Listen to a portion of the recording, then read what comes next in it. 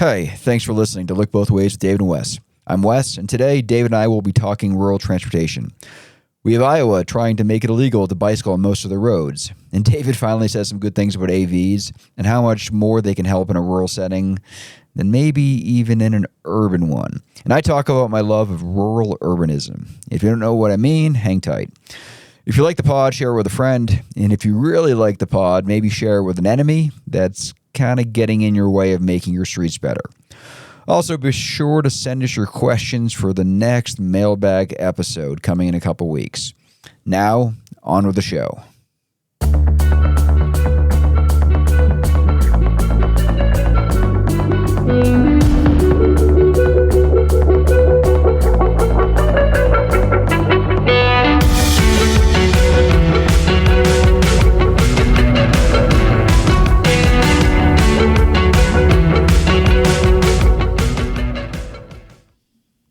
All right, welcome to Look Both Ways with David and Wes, pragmatic conversations about all things transportation. We're recording this live on YouTube, so if you like seeing us, you can subscribe to us there on YouTube. If you'd rather only hear us, you can find us wherever you listen to your podcasts. So whatever way you found us, we are happy to have you. So I am Wes Marshall, and with me as always is... David Zipper, coming to you from our nation's capital. And we've got a lot of fun rural transportation stuff to talk about today. And yes, you heard me right. We are going to be talking about rural transportation. I guess try saying rural juror 3 times fast. Thank you for that 30 Rock joke that, the millennials elder millennials who listen to the podcast will get, and Gen Z is just like, what are these two middle-aged guys blathering about? Which is probably not the first time they wondered that, but go on. Rural juror. All right, so before we get to our word on the street, David, what are you up to next week? Well, I'm going to Florida, Wes. Does that make you jealous? What? Actually, it's funny. I'm going to Florida too. Oh my gosh. Wes and I are giving, I think, the 2 keynotes at the Safe Roads Summit in Fort Lauderdale that the Broward County MPO organizes in conjunction with several other South Florida planning organizations. It should be a lot of fun. I'm going to be talking about how cities can prepare for a deluge of autonomous vehicles. What are you talking about? I am shockingly talking about road safety. Really? I never would have guessed. Yes. But what'll be fun, I don't think we've done this before. We're going to do a bonus episode with Greg Stewart, who is the head of the Metropolitan Planning Organization of Broward County, which, assuming the audio is good enough, we'll have to make sure. But it should be a fun one, which will not disrupt our bi-weekly episodes for those who are eager to get more of it. But this will be more of a conversation with Greg about what we're seeing at the conference and what we're talking about with safety in South Florida. And we are doing that on stage, is that right? We're doing it on stage. All right. We are. This is a new world for us, Wes. Yeah, a live in-person podcast with an audience that isn't solely on YouTube. So that should be fun. We'll see how it goes. And the audio, we'll see if that's good enough to post, but I hope it is. Yeah, I do too. I think it could be a lot of fun. And I don't know. I think I know at least a couple of people who listen are going to be there too because they reached out. But I don't know if it'll be an official rail drinks, but Wes and I are likely to be drinking. So if you're there, we'll try to find you and, get a beer. Yeah, we might actually want to do that, to have another in-person rail drinks like we had in D.C. a few weeks ago. It was a big hit. It's a lot of fun. All right. So now it's time for Word of the Street, where we discuss, one of the transportation issues in the news that interests us. Today's Word on the Street is about some of the bike-related legislation we've been hearing about, starting with Iowa's biking proposal. Maybe I'll give a quick overview of what I know about that. Yes, please do. There's a bill in Iowa. I think it's called House Study Bill 637. I might be wrong on that, but it's aimed at regulating what they call non-vehicular personal transportation, which is a really broad category that includes bicycles and e-bikes and scooters. But when I read it more in depth, it feels like it could include wheelchairs and skateboards, rollerblades, or maybe even strollers. There are some weird things about this bill, like that every device must have a braking system capable of a wheel skid, which is a little bizarre. But the big part of the bill that has kind of riled up some folks is that it would ban the use of these devices, these modes of transportation, on roadways with speed limits above 25 miles per hour, except to cross the road or if there is a bike lane on that roadway. So the bill would effectively criminalize bicycling on probably most roadways across the state of Iowa. Well, any rural road, which Iowa has many of. We're talking about rural transportation. So much for biking in anywhere in rural Iowa if that thing passes, right? And the sponsors are framing this as a safety bill. So maybe we should start there. Like, is it? Like, would this make people of Iowa safer? Well, by extension, if we want to, prevent people from dying in car crashes, let's just prevent them from driving at night. Nobody is allowed to operate a motor vehicle after the sun goes down. Well, that's when the pedestrians are getting hit. That's when crash deaths are rising, Wes. Why not do that?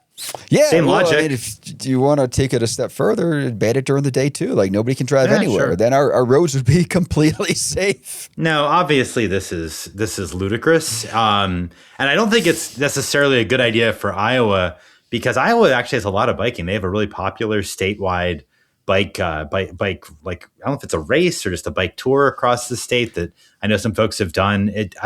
The good news is I don't think this bill is going to pass, right?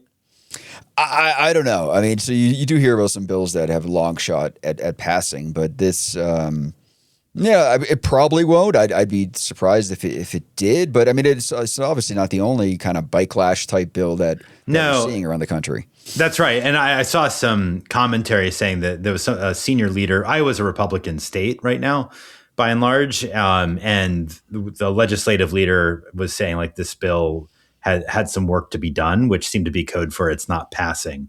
So as draconian as it is, I'm not crazy worried about it. But what does really worry me is part of this overall bike lash that you're alluding to, Wes. In New Jersey, there was a bill passed just last month in January that requires anybody operating an e-bike, it really focuses on e-bikes, to have a license and registration. And if you're using a class 2 or class 3 e-bike, which means more than 20 miles per hour, you have to have insurance. Yes. So there is a lot of concern in the bike industry and among cyclists that this could effectively really just sort of criminalize e-biking writ large and deter people from doing it in the first place. And unlike the proposal in Iowa, this one's law. So that is, I think, a real concern. Yeah, and there is actually one thing I do like about that bill is they require the reporting of e-bike crashes to state agencies. So there will be more data on this sort of stuff, which sometimes is hard to get when a car is not involved in that sort of crash. So that would be good. But I think the other thing is that they wouldn't allow, is it anyone under 15 to even get like the e-bike license? They obviously don't have a driver's licenses, so... Yeah, I think sort of by definition, I don't think they'd be able to supposedly legally operate them. Well, I think 15-year-olds can. They're going to have some sort of special license for that age group, but they're not going to... Yeah, it's kind of a biking learner's permit, an e-bike learner's permit. Yeah, Florida's trying to do something similar. They have another bill in the works, and it would be the same thing. If you have a learner's permit or a driver's license, you can use in that case, I think it would just be the class 3 e-bikes, like 28 mile per hour type ones. Yeah, no, I think like it seems like this is sort of like a, I don't know, taking a big step back. It's like a growing state level bike lash, which is frankly happening north of the border too. If you look at how Doug Ford has launched a jihad against bike lanes in Toronto and in other Ontario cities. And I live in Washington, D.C., where the rumors are that any day now, the Trump administration and the National Park Service, I guess it would be, are going to remove a big chunk of the 15th Street bikeway. Do you know have you biked on this, Wes? This is a really essential corridor. It basically is a section that goes through the National Mall and connects major bike trails on the way to Arlington and Virginia with the 15th Street bike cycle track that goes from the White House all the way north in DC. It's like the main thoroughfare that everyone uses while biking. So something seems to be going on in a number of jurisdictions that feels like it's some movement backwards around biking, from what I can tell. What do you think, Well, Wes? well, you just mentioned that Toronto example. I mean, I heard recently that Utah has a law that they're thinking about too. That would, I mean, it's not necessarily anti-biking, but the way I think they phrase it is that you need to. It would give the state of Utah say so in the streets in Salt Lake City, in streets that they don't Yeah, now preemption. Yeah. Right. So they would have to mitigate like traffic calming infrastructure and stuff like that. Yeah. Which yeah, I mean, I don't know. I didn't read too much about that one, but that's another one that I heard about recently, which. No, I mean, something is definitely going on. I even spoke a while ago to the War on Cars guys about this, and they agreed that there's a bit of a reversal with growing skepticism, not everywhere, like not in New York City, thanks to Mamdani. I can't believe how many nice things we're saying about Mamdani after criticizing him last year for the Fare Free stuff. But he's done a great job promoting new bike lanes and announced some more just in the last few days, actually. But there does seem like there is a backlash among car drivers toward e-bikes and e-bikes in particular, but more generally toward people biking in ways that stress out people who are driving or seem to be claiming space that could otherwise go toward general traffic lanes. Yeah, in part, I think it's because of the success that has been had in this side. I mean, there's a pendulum that sort of swings. We see the same thing in politics. If it swings, too far in one direction, it usually swings pretty far back in the other, and vice versa. So maybe that's happening here. Like we've done so much good stuff in terms of bicycling in cities over the last 10, 15, 20 years that maybe this was bound to happen. It's just, I don't know. It's a tricky situation. I mean, but in that Utah one, like what the hell does mitigate traffic calming even mean? Like where would that lead us to? Well, these are gut feelings or reactions that politicians have or people have that leads them to find some justification for what they want, in my view, which is just getting people to stop biking and annoying them. But I think you're right. Yeah, well, go ahead. What were you gonna say? Yeah, no, finish up. No, I think part of it too is we're living in an era right now where, like climate concerns have been put a little bit on the back burner, right? In the last year, while Trump has been president, you don't hear as much about it. And a big reason to support cycling over the last 15 years was pretty explicitly to shift toward more climate-friendly modes of transport. And I just think that justification doesn't carry favor with as many people as it did, 2, 3, 5 years ago. Yeah, I mean, there definitely something to that. I mean, maybe even going back to the first point about Iowa not allowing, bicycling on, 30 mile an hour plus roads. I mean, you could legitimately make an argument that bicyclists aren't safe there. I mean, remember the Johnny Gaudreau, the hockey player that died in New Jersey. Yeah. Was it maybe 2 years ago now? Yeah. Like he was on a rural highway in New Jersey and he was killed by a drunk driver. So, I mean, yes, there was that part of it, but also the road isn't exactly built for bicycling. I'd much rather see a multi-use trail parallel to it, but most states don't want to do that sort of intervention. Well, that's one point, but there's others. There's another one as well. When we're about to talk more, I think, about rural transportation, and biking is a very affordable way of traveling. A lot of people know that who bike around cities, and you save a lot of money compared to driving or even riding transit. But I remember talking to an e-bike executive couple of years ago and asking where they sold the most bikes. And they said, honestly, the big cities that you would expect, like Denver, which at the time had the big e-bike rebate program that's famous, as well as Seattle and San Francisco. Yeah, those are big cities for us. But honestly, we also do really well in small towns and in rural places. They actually mentioned Colorado because but I think they mentioned actually like resort towns like Breckenridge or whatever, because parking is so expensive and you have a lot of hospitality workers that don't want to pay for parking or can't get a car. So they bike from these places where they live a few miles away. It's actually a legit form of transportation for them. And I don't know the extent to which that's true in a place like Utah or Iowa, But I think when you basically just prevent anybody from biking at all on roads that are 25 miles per hour plus, or you create obstacles for using an e-bike, you're actually depriving people of a genuinely affordable transportation option, both in cities and outside of them. Oh, and it's real in Colorado. If you go to a lot of our mountain towns, you see that all the time. And to be honest, part of it is because those places are hilly, right? So they're not flat like Denver is. And we talked before on the podcast about Amish country and how e-bikes are more of a thing than you would think in a lot of the Amish parts of Pennsylvania and beyond. So, yeah, I mean, it totally makes sense why this could be a rural solution, which actually does speak to our next topic, too. It does. But I think before we get into that, and I know we both want to talk about rural transportation because it's like, who better to talk about rural transportation than two guys living in DC and Denver. But before we do that, I guess I'm curious, how much do you worry about these efforts to restrict biking and e-bikes in states like New Jersey and Florida and Iowa, and even here in DC, we're living through it as well? Well, it definitely makes a difference. I mean, what New Jersey has done is definitely going to limit kids and young adults. And, I think we saw the same thing. I'm not sure what year we're talking, but when sort of helmet laws for bicyclists were kind of a popular thing for legislatures to be looking into doing. And, there's research how that limits people from wanting to bike. And I actually did one paper where we looked at, I can't remember the specifics of it, but we looked at the fact that, if you're in a place where you're going to get ticketed for not having a helmet and you're the kind of kid that won't use a helmet, like it might push you into a car too, which isn't exactly what we want either. Yeah. Yeah, no, I think that's right. And the helmet debates are still ongoing, frankly.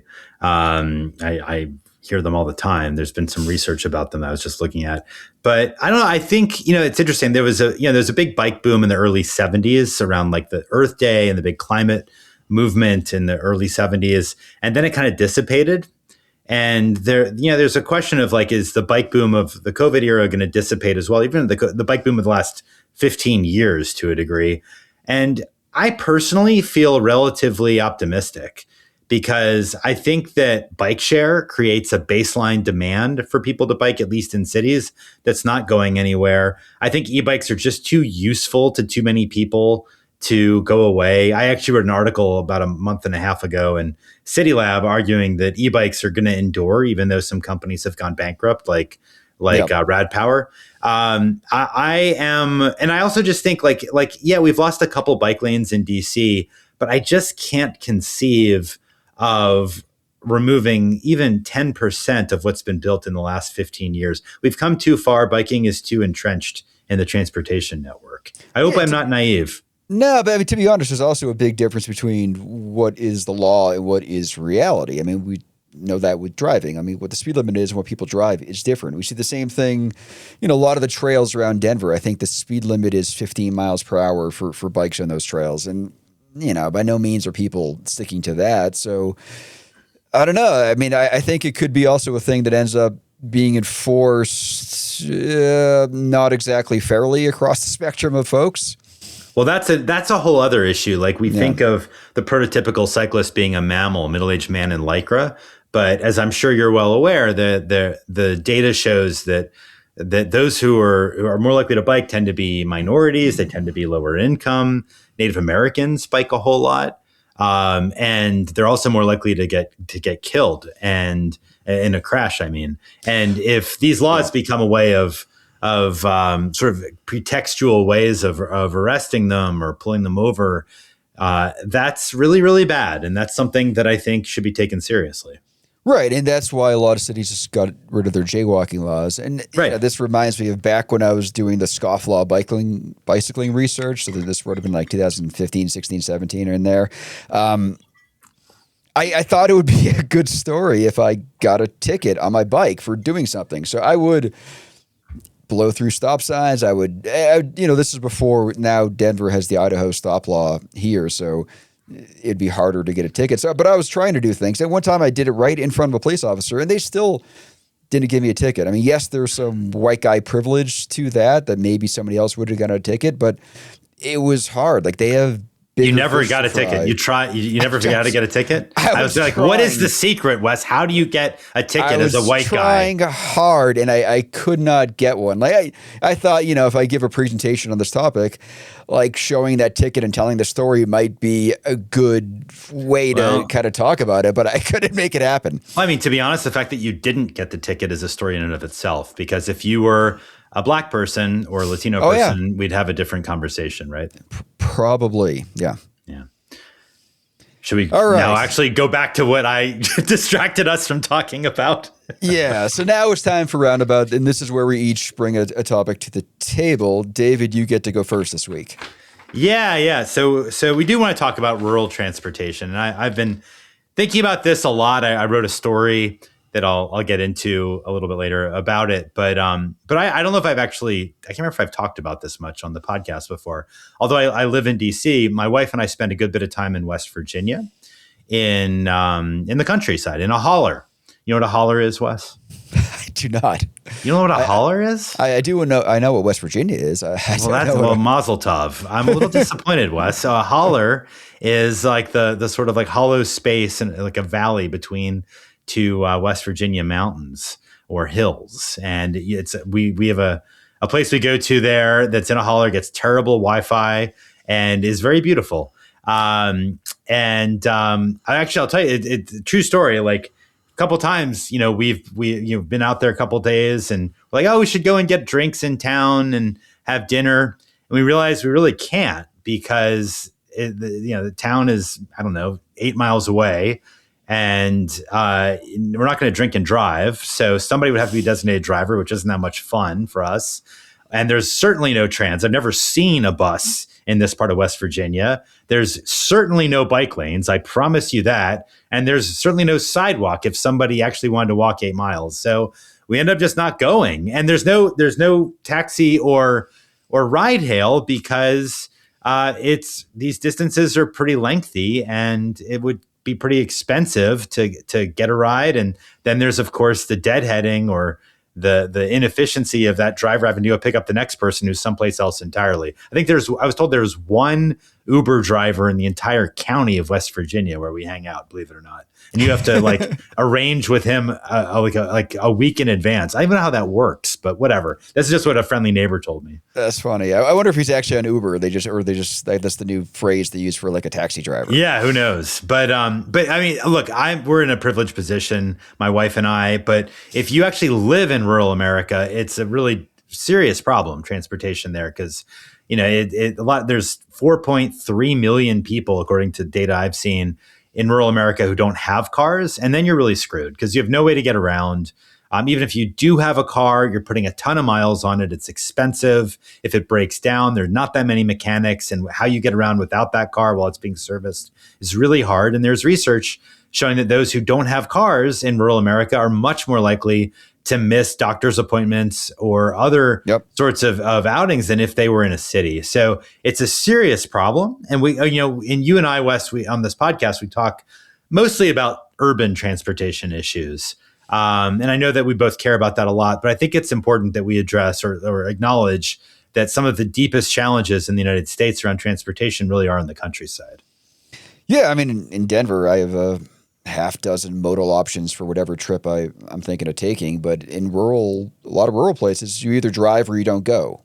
And for people that can't drive, or some, older adults, people with disabilities, teenagers, and people who lost their licenses, low income households, whatever it is, I mean, those challenges, I mean, it's not just doctors, but there's social isolation. There's so much stuff that comes into that. So you got a solution for us? Well, I don't know if I've got a solution, but I have an opportunity. Okay. I feel like we do a lot of bashing I do a lot of bashing of autonomous vehicles and robotaxis on this podcast. And you usually go along with me, although I'm frankly leading the charge, I feel like. You're very kind to do that. But I wrote a piece in what I think is a pretty cool sort of Substack focused on AVs called the Driverless Digest. Which is free and fun to follow for those who might be curious. But I wrote a piece basically saying AV companies have no interest in rural America, and that's a shame because I actually think although I'm deeply skeptical of how AVs will fit in or not fit in to urban environments, I think they could do tremendous good in rural America. And I have a couple of reasons why I'd say that. Number one, we're already talking about a car-dominated place. You don't have to worry about added congestion. You don't have to worry about competing with transit in rural America. That you basically have to have some kind of a motor vehicle to get around. And for those who are not able to drive, or they shouldn't be driving because they have a physical disability, or they have maybe they're drunk, maybe they are elderly and don't see as well. If autonomous vehicles were available, it really could be a lifesaver for them. And maybe the fact that those vehicles don't have drivers might actually make AV service viable in a way that taxis and ride hail are not in rural America because of the cost of the operator's time. And furthermore, I have another reason why this actually wasn't in the blog post, but I'll say it anyway. Although there's no interest in shared ride hail, or I would argue shared AVs in cities. Like, I just don't think people are willing to share a ride with a stranger in Denver, San Francisco, New York, whatever, for safety reasons, for convenience reasons. They aren't willing to go out of their way to accommodate somebody else. It's just not going to happen, just like Uber Pool died and Lyft Line has gone nowhere. But in rural America, I think there could be more tolerance because they have no alternative. There is no transit. There is no alternative of using their own private ride hail vehicle. So if somebody who cannot drive or use their own car is offered the opportunity to be in a shared, I don't know, like a shuttle or some sort of robo-taxi vehicle where there's a stranger, or they go a little while out of their way to get from point A to point B, I think they might be more tolerant. And if they are, that could increase the utilization and the efficiency, the sort of profitability of autonomous services that are shared in rural America. So these were my sort of thoughts, Wes, and I'll let you throw rocks if you choose. So one thing I don't hear very often is rural America intolerant. Like those words don't. Well, we're about pushing envelopes in this podcast, Wes. I don't apologize for it. All right, so AVs are often framed as a urban solution, right? But I think part of that is where there's more money to be made by the companies completely with the AVs, right? Completely. But the benefits could actually be bigger in rural areas. And, one thing we didn't even hit on yet is safety. I mean, rural roads are much more dangerous than urban roads. They are. And, I guess more importantly, per population, rural areas have a much, much, much higher road fatality rate than urban areas. Like I had a paper from, it might have been 2017 or so. We geocoded like 24 years of fatality data across the whole country. It's like 1 million fatal crashes. And, one of the cool things about the paper is we didn't just look at where the crash happened, but like the zip code of the driver. And like when we compared like the most rural to the most urban, like the most rural, I think it was 6 times more dangerous. The fatality, your chance of fatality is 6 times per capita higher. Or per capita. Mile driven? Per capita. Per capita. Like a person in the most rural places is 6 times more likely to die in a fatal crash than in the most urban places. And there are certain types of crashes that occur far more often in rural America, like single vehicle crashes. Yeah. Lane departure crashes. In other words, somebody goes into the opposite lane, which could mean that they're drunk or high or exhausted. But again, what's the alternative? If you're out drinking or having a good time with your friends, there's no other way to get around in rural America.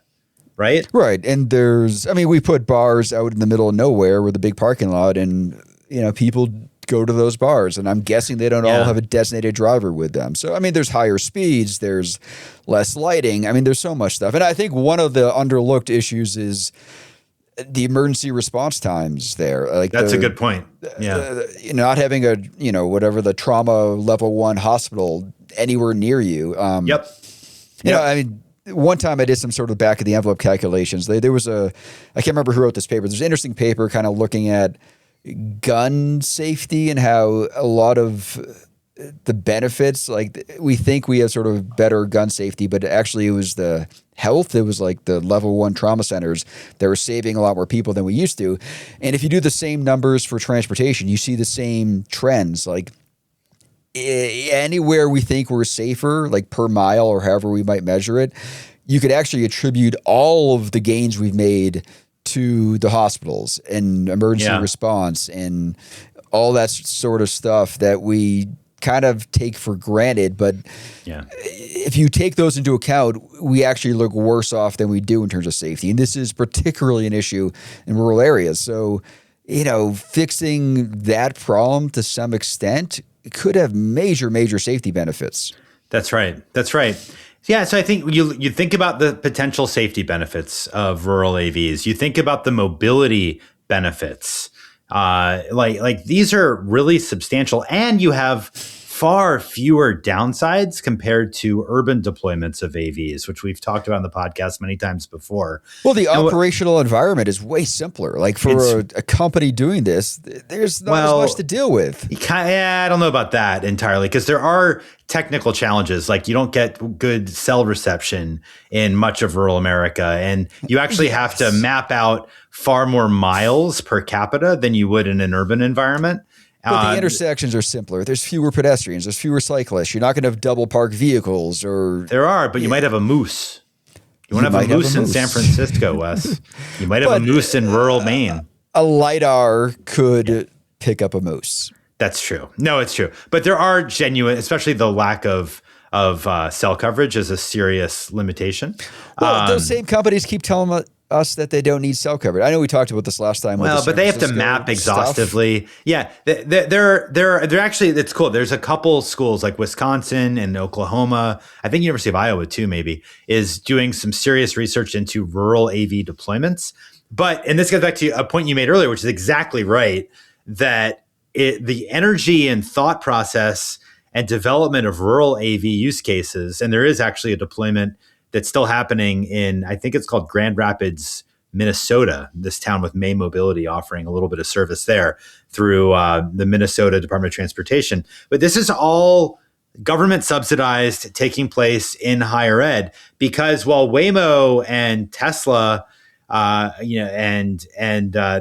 various friends and competitors are racing across the country in city after city, they are completely bypassing rural America. It's nowhere on their radar screen. And you are right, Wes. Why is that? It's because they can make a heck of a lot more money in a dense city because you have shorter trips, higher utilization, more willingness to pay, blah, blah, blah. What's sad but unfortunate is that the places where robotaxis could do the most good are not the places where robotaxi companies can make the most money. So there is a disconnect between societal value of robotaxis and where they'd be deployed and where this industry is actually moving toward expansion. I find that really unfortunate, but it's a reality. And I think it's good to keep in mind, because I don't think this is a technology that's always and everywhere bad. I want to make sure that's clear. I think that what we really need to do, though, is recognize the use cases that it has, where it's advantageous and where it's really not. Yeah, because a lot of the benefits of AVs come when the entire system is autonomous. Like if there's one human driver or there's one pedestrian or cyclist, a lot of the benefits, especially on like things like congestion and stuff, don't come to fruition. So in cities, AVs aren't going to be the panacea we think, and they might just substitute for like walking, biking, and transit trips that we would probably prefer to head. In rural areas, it's, yes, you might get more VMT like in urban areas, but it might be, helping with like social isolation or getting people to doctors and trips that maybe need to be made. That's right. It might bring people to bars to go have some drinks too, but that might be good. Well, I mean, the VMT that AVs would induce in rural America I think it's more societally valuable. Like if you're getting people to work or a healthcare appointment or home safely after drinking, that's great. Whereas in San Francisco, if you're like basically just convincing somebody to go to a restaurant that's 5 miles further away than one that's closer, I don't see that as being as useful. It's okay, but meh.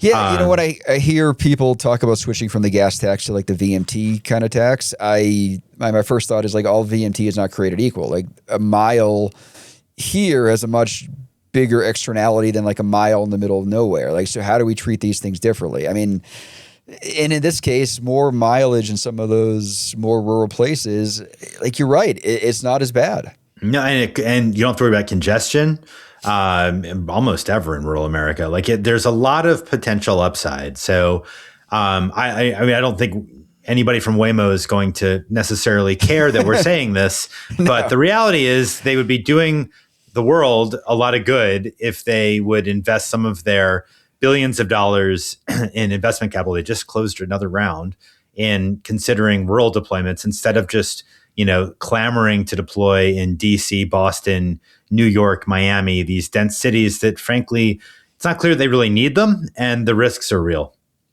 Yeah, I agree. So what do you have to say about rural transportation, Wes? All right. So instead of talking about something that annoys me, my roundabout.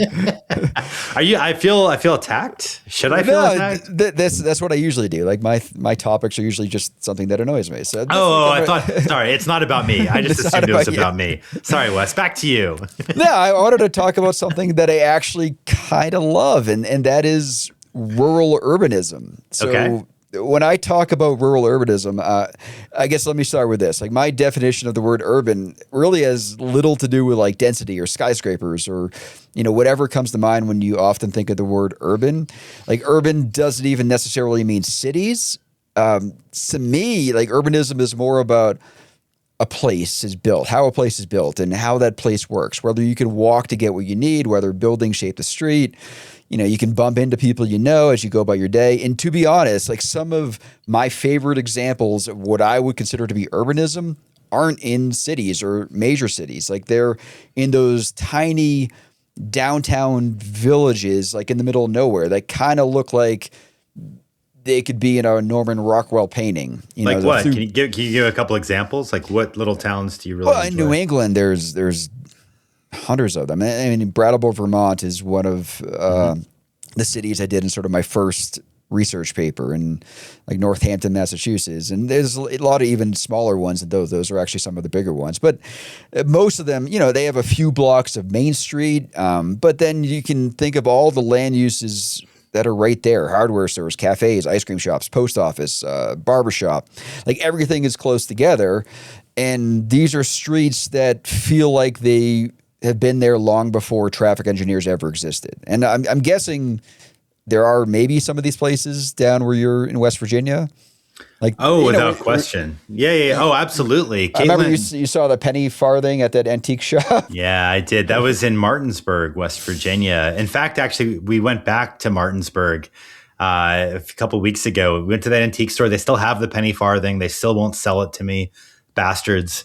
But then we walked a couple of blocks to get coffee, and then we walked another block to a bookstore where I was delighted. I found a first edition of one of my favorite novels, Life and Fate by Vasily Grossman. I'm sure you've read that one, Wes, right?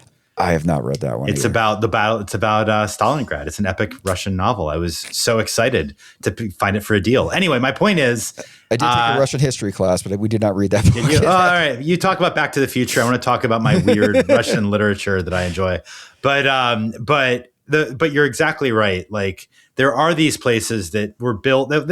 These places were built before the automobile. So you have this downtown core that's walkable, that has core services.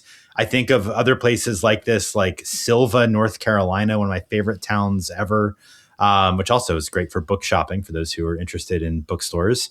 But what I find distinctive about them, Wes, these are the sorts of towns that predate really the rise of the automobile, circa 1920. Of course, America was more of a rural, small town country in the 19th century or even 18th century. So you had to have places that were walkable.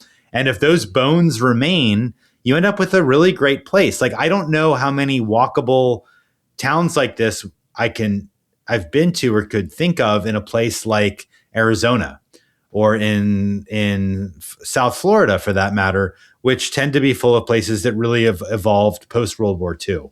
Do you know many places that would qualify?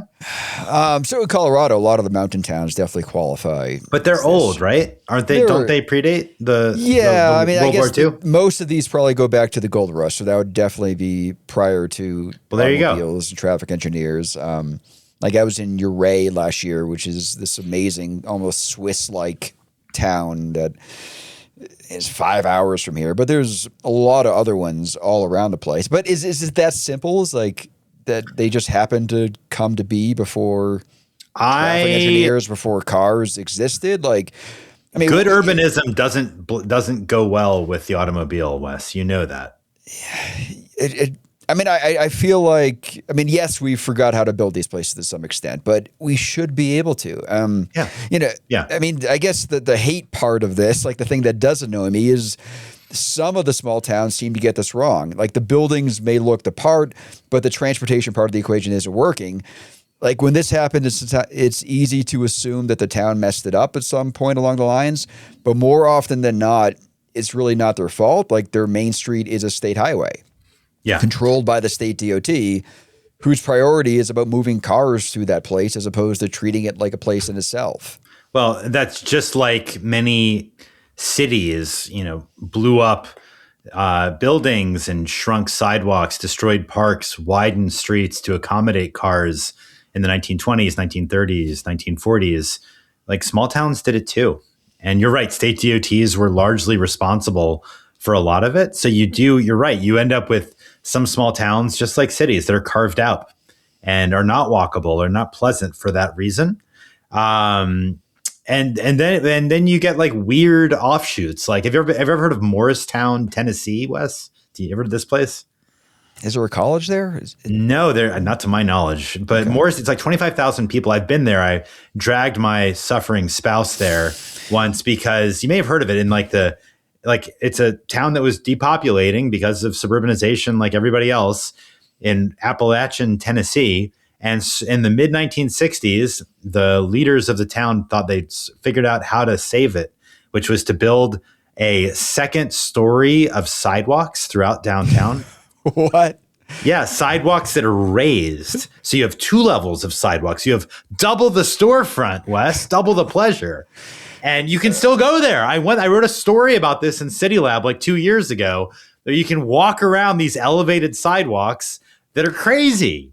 And wait, so was the point so that like cars could have the main level, or did they actually need more sidewalk space? Like, what was cars could still go on the ground level, but the idea is that you're attracting pedestrians downtown, you're creating real estate value on the second level, and you are making it so that downtown can better compete with the burgeoning suburban retail malls that were sprouting up around Morristown, just like every other American municipality circa 1964. It was a really interesting concept, but it didn't work. There's no place to get lunch in Morristown, I found out. It didn't actually halt the departures. But you may know this, like Minneapolis has a lot of these like second floor walkways, right? Oh, Atlanta does too, like the gerbil tubes, I call them, where you remember when I was in Atlanta, I think I walked like 6 blocks and I never was on the street. You're just up in, these weird little... Yeah. And I guess that's urban. So Atlanta, Minneapolis, obviously not rural. But my point was really that, Morristown did what it did. It didn't really work, but they tried because I think like a lot of small towns that predate the automobile, they were designed for people to shop and congregate and ambulate on foot. Atlanta did that for more of the Futurama type thinking. Like, let's give the ground level to the cars. Pedestrians can go elsewhere and not get in the way. I think Minneapolis did it because it's freaking cold out there a lot of the time. Yeah, that's right. Morristown, I had just something different in mind. Like at first I thought maybe they were trying to get pedestrians out of the way, but it doesn't sound like I don't think so. I think they were really trying to compete. I talked to the mayor about it. I actually looked at some archives, like Dolly Parton, who's from like a few miles away, came to perform at the opening of the second floor Skyways. It was truly wild. Maybe we can put a link. What years they did this? I want to say it was 67, close to that when they opened. That's crazy. Using federal dollars for a part of it. It was big news when it happened. Yeah, no, that is wild. I mean, for the small towns that are on the good side of this ledger, like it's amazing. Like to me, like the best urbanism is those small towns and like some of the big cities. Like the suburbia in the middle is sort of where we really mess things up. And for the small towns that are trying to get back, like it's hard. Like when I was a consultant in New England, we'd go to these small towns and they'd have this state highway running through the middle, and they'd want to, do something like narrow that roadway or lower the speed limit or Yeah. add some on-street parking, and the state DOT would be like no way, like you can't do that. This is a state road. Yeah, well, that's a big issue, which maybe we can talk about in the future. State Yeah, we highways should. are really meant to be Yeah. like about throughput, and that's a problem when you want to actually value shopping and walkability and quality of life. It's a problem in cities, and it's a problem in small towns as well, for sure. Yeah, and this reminds me of actually one of my students, Josh. He's doing his project down in Buena Vista, Colorado, which is a great little Oh, town. I've been there. Yeah, it's cute. Yeah, it is. But Highway 24 runs right through, kind of right adjacent to downtown. So, Yeah. like their downtown could extend into more like a block, more like a grid of downtown than just the little main street they have. But it's a state road, and he was telling me the speed limit is 35 miles per hour, and the city wanted to lower it, and this Colorado DOT engineer said, well, we could do a speed study, but, be forewarned that we're likely to, using the 85th percentile methodology, increase the speed limit. So the city's like, oh, no, don't do that. So, to me, the engineer is just trying to, maybe keep from having to do anything by just, giving that warning. And my student was surprised by this. He's like, really? People still use the 85th percentile methodology that you taught us in class? I was like, yes. And what's the 85th percentile methodology? We should probably save the whole discussion for another week, but it's basically the way engineers set speed limits. They do it by letting drivers vote with their feet. So let's say we collect speed data from 100 cars. We would kind of rank order them in terms of slowest to fastest. Like the 85th fastest out of the 100, like we want to set the speed limit around that. And there's some old research that has since been debunked as to why we do it.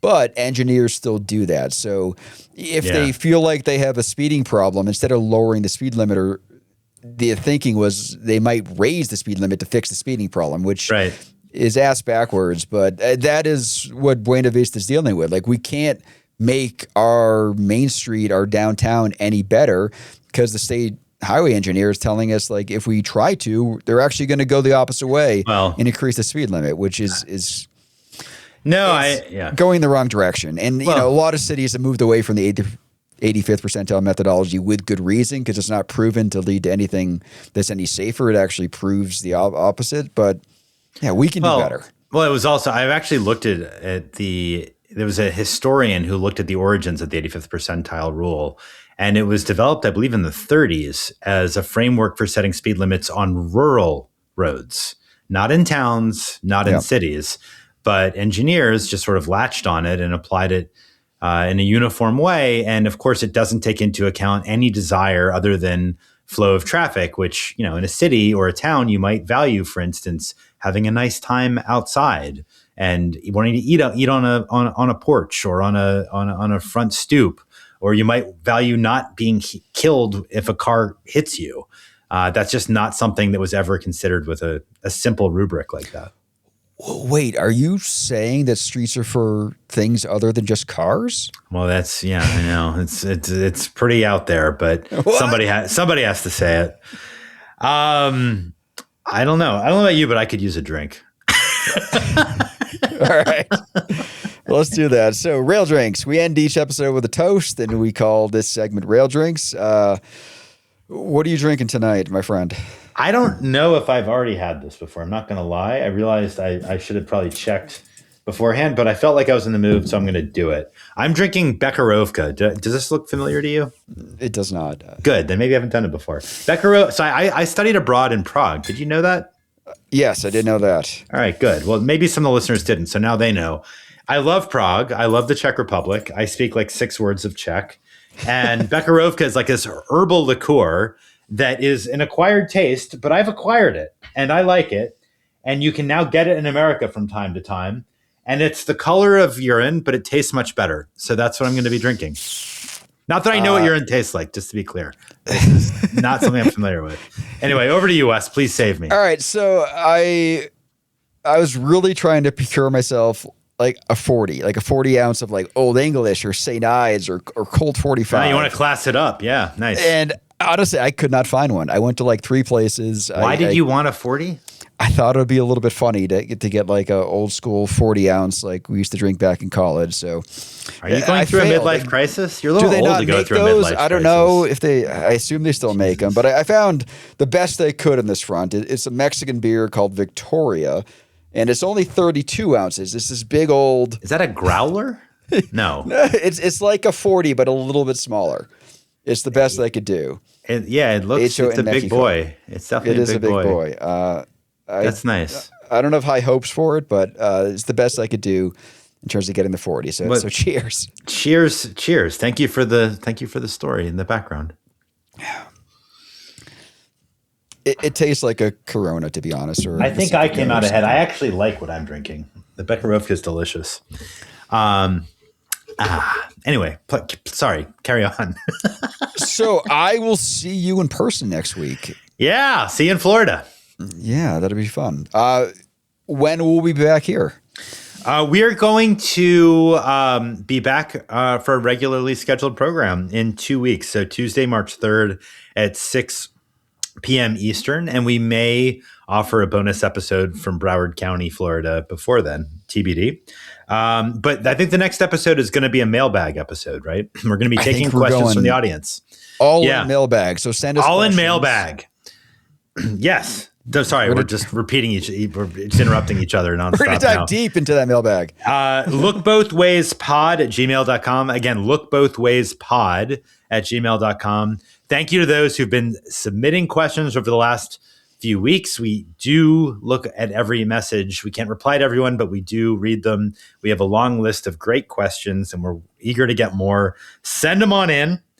And I don't know, with that, this has been fun. What can I say? Any final thoughts? No, this was good. I'll see you next week. See you in a week.